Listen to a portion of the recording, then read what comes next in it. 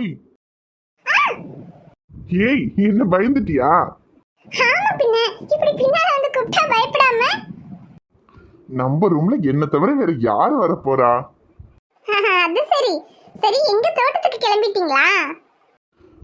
ஆமா, ஏன் போக வேண்டாமா? இன்னைக்கு பேசாம வீட்லயே இருந்துட்டா? இருப்பீங்க இருப்பீங்க, ஒழுங்கா கிளம்பி வேலைக்கு போங்க. ஏ அமுதா, எனக்கு இன்னைக்கு போறக்கே மனசு இல்ல அமுதா. பேசாம இன்னைக்கு உன் கூடயே இருக்கனே. ஒன்னும் தேவையில்லை, நீங்க முதல்ல வேலைக்கு கிளம்புங்க. சரி கிளம்புறேன். எங்க மதியத்துக்கு சாப்பிட வருவீங்கல்ல? பின்ன வராம? இனி மதியத்துக்கு சாப்பிட 3 மணிக்கு டீ குடிக்கன்னு எல்லாத்துக்கும் நான் வீட்டுக்கு தான் வருவேன். ஐயோ சரிங்க சரி, நீங்க மதியம் வரும்போது உங்களுக்கு பிடிச்சதா சமைச்சு வைக்கிறேன். உங்களுக்கு என்னங்க பிடிக்கும்? நீ என்ன சமைச்சாலும் எனக்கு பிடிக்கும். ஐயோ அப்படி சொன்னா எப்படிங்க? உங்களுக்கு என்ன குழம்பு பிடிக்கும்னு சொல்லுங்க, அதையே சமைச்சு வைக்கிறேன். எனக்கு மீன் குழம்புனா ரொம்ப பிடிக்கும். மீன் குழம்பு செஞ்சு வைக்கிறியா? சரிங்க, நீங்க வரும்போது உங்களுக்கு மீன் குழம்பு செஞ்சு வைக்கிறேன். இப்போ நீங்க வேலைக்கு கிளம்புங்க. சரிங்க மேடம்.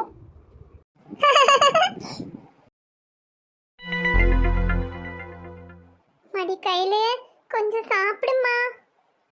எனக்கு ஒன்றும் வேண்டாமா, கொண்டு போ. என்னம்மா கையில் இது?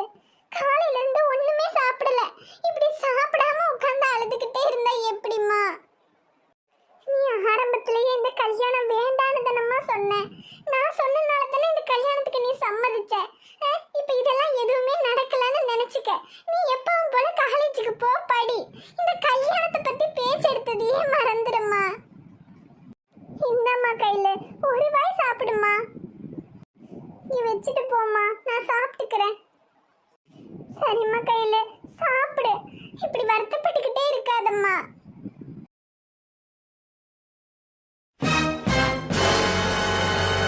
சக்தி, என்னடா இதெல்லாம்? இப்பதான் எல்லாத்தையும் அஞ்சலி சொன்னா. நீ இந்த கல்யாணத்துக்கு ஒத்துக்கிட்டப்போ எனக்காக என் புள்ள கல்யாணத்துக்கு சம்மதிச்சுட்டான்னு எவ்வளவு சந்தோஷப்பட்டேன் தெரியுமாடா?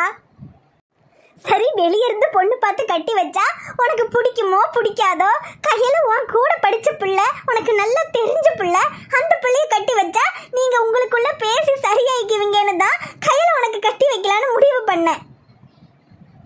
நிச்சயம் பண்ணும்போது கூட கையில உனக்கு பிடிச்சிருக்குன்னு தானடா சொன்னேன். இப்ப அந்த பிள்ளை கிட்ட இவ்வளவு கேவலமா நடந்திருக்கியே, இனி நான் சம்மதி முகத்திலையும் சம்மதியம்மா முகத்திலையும் எப்படி நான் முழிப்பேன்? உனக்கு கையில பிடிக்கலன்னா முன்னாடியே எனக்கு கையில பிடிக்கலன்னு என்கிட்ட சொல்லியிருந்தா நான் உனக்கு வேற பொண்ணு பார்த்துருப்பேனே. எல்லாம் பேசி முடிவு பண்ணி நிச்சயம் பண்ணதுக்கு அப்புறம் இப்படி பண்ணிருக்கியடா.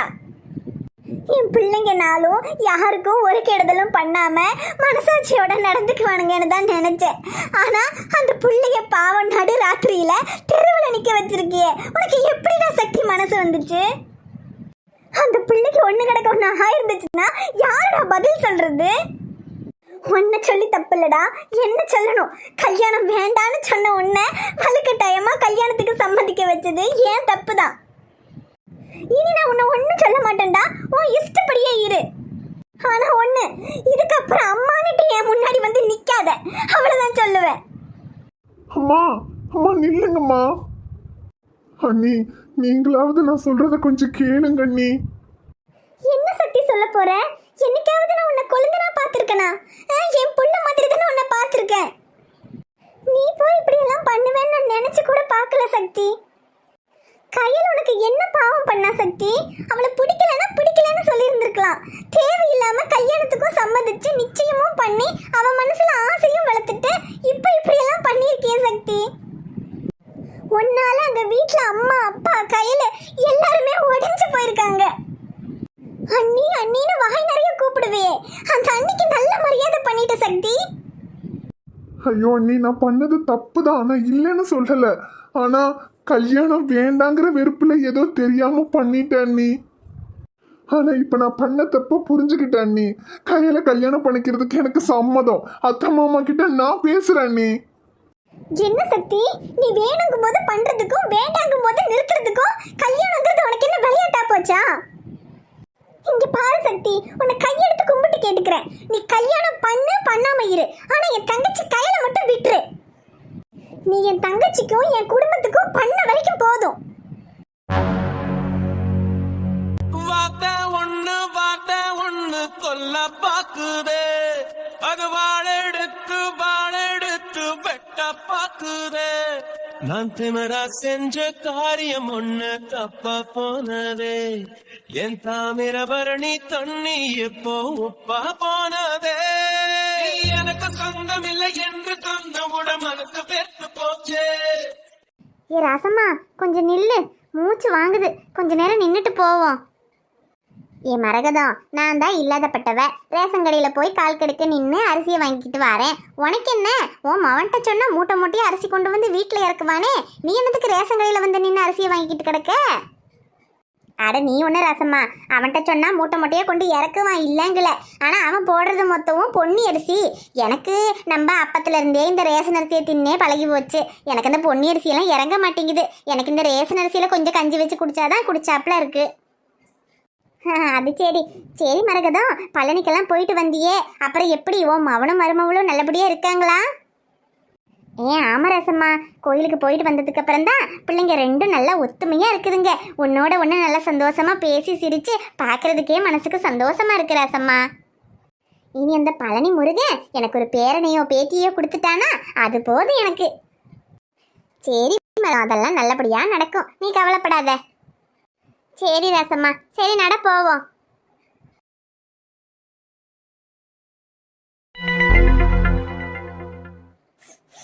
ஏ மரகதம், உன் வீட்டில் என்ன மீன் குழம்பா? நல்லா மணக்குதே. ஐயே, மீன் குழம்புலாம் ஒன்றும் கிடையாது ரசம்மா. நான் காலையில் வெண்டைக்காயை போட்டு புளிக்குழம்பு வச்சேன். என் மவனுக்கு வெண்டைக்காய் புளிக்குழம்புனா ரொம்ப பிடிக்கும், அதனால புளிக்குழம்பு தான் வச்சேன். மீன் குழம்பு வாசம் இங்கே பக்கத்தில் வேற யார் வீட்டில் இருந்தும் வருமா இருக்கும்? அட இல்லையா மரகதம், உன் வீட்டுக்குள்ள இருந்து தான் மீன் குழம்பு வாசம் வருது. என்ன சொல்ற ராசம்மா? அட ஆமாங்கிறேன், உன் வீட்டுல இருந்து தான் வருது. சரி பாரு, உன் மருமகினா ஏதோ மீன் எடுத்து குழம்பு வைப்பாளா இருக்கும். சரி நான் கிளம்புறேன். சரி ராசம்மா. என்ன மாமுதா, நான் தான் காலையிலேயே சோறு குழம்பு எல்லாம் ஆக்கிட்டனே, அப்புறம் என்னதுக்கு திரும்ப நீ குழம்பு வச்சிட்டு இருக்க? அத்தை, அது இல்லத்த, அவரு மீன் குழம்பு பிடிக்கும்னு அதான் கொஞ்சம் மீன் வாங்கி குழம்பு வச்சேத்த.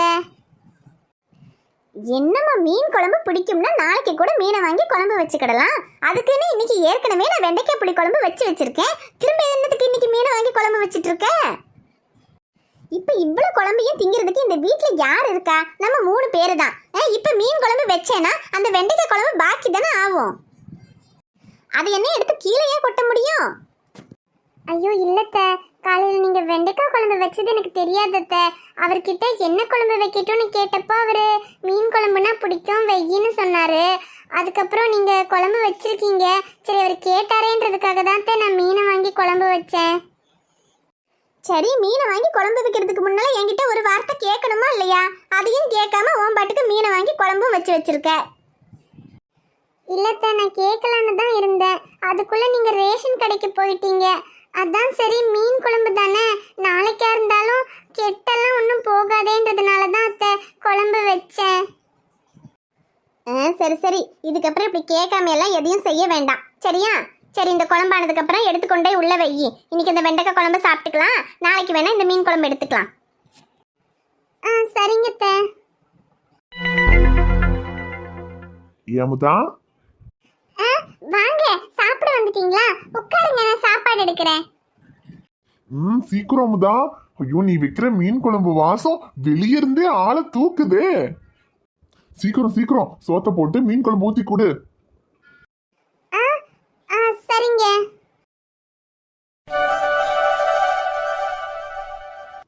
அமுதா, மீன் குழம்பு ரொம்ப சூப்பரா இருக்கு. இந்த மாதிரி ஒரு மீன் குழம்பு இன்னி வரைக்கும் நான் சாப்பிட்டதே இல்லை. எங்க சும்மா சொல்லாதீங்க. ஏய், நான் எதுக்கு சும்மா சொல்ல போறேன், உண்மையதான் சொல்றேன். மீன் இப்போ அட்டகாசமா இருக்கு. அம்மா வச்சா கூட இவ்வளவு சூப்பரா இருக்காது.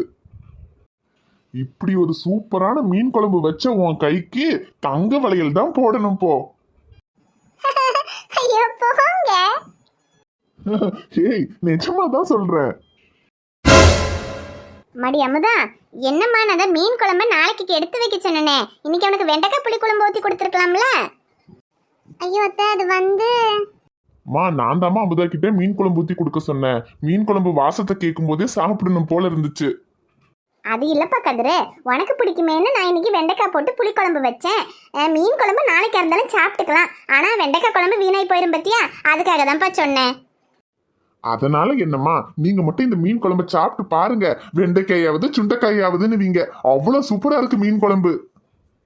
அம்மா, நான் எப்பவும் சொல்லுவனே, நீங்க வைக்கிற குழம்பு அடிச்சுக்கிறதுக்கு ஆளே இல்லைன்னு. ஆனா இப்போ நீங்க வைக்கிற குழம்பு அடிச்சுக்கிறதுக்கு ஒரு ஆள் வந்தாச்சு. எங்க வீடியோ உங்களுக்கு பிடிச்சிருந்தா மறக்காம வீடியோவுக்கு ஒரு லைக் போடுங்க ஃப்ரெண்ட்ஸ். நீங்க போடுற அந்த ஒரு லைக் இன்னும் நிறைய பேர் நம்ம வீடியோவை பார்க்கிறதுக்கு ரொம்ப உதவியா இருக்கும். நம்ம வீடியோவை பார்த்து கமெண்ட் பண்ற எல்லாருமே என்னோட அக்கா தங்கச்சி அண்ணன் தம்பி தான். உங்க கமெண்ட்டை வந்து ஒரு நாளைக்கு யாராவது ஒருத்தர் கமெண்ட் நான் பார்க்கலனாலும் ஏன்டா அவங்க கமெண்ட் பண்ணலன்னு நான் யோசிப்பேன். அதனால எல்லாரும் மறக்காம கமெண்ட் பண்ணுங்க. அப்புறம் வீடியோவை உங்க ஃப்ரெண்ட்ஸுக்கு ஃபேமிலிக்கு எல்லாருக்கும் ஷேர் பண்ணீங்கன்னா இன்னும் எங்களுக்கு பெரிய உதவியா இருக்கும். அப்புறம் சேனலை நீங்க இன்னும் சப்ஸ்கிரைப் பண்ணாம வீடியோ பார்த்துட்டு இருந்தீங்கன்னா சேனலை சப்ஸ்கிரைப் பண்ணிட்டு பாருங்க. சப்ஸ்கிரைப் பண்ணுனீங்கன்னா நம்ம உறவு இன்னும் எப்பவுமே நீடிக்கிறதுக்கு அது உதவியா இருக்கும். ஓகே ஃப்ரெண்ட்ஸ், நாளைக்கு இன்னொரு புதிய வீடியோல பார்க்கலாம். Bye friends.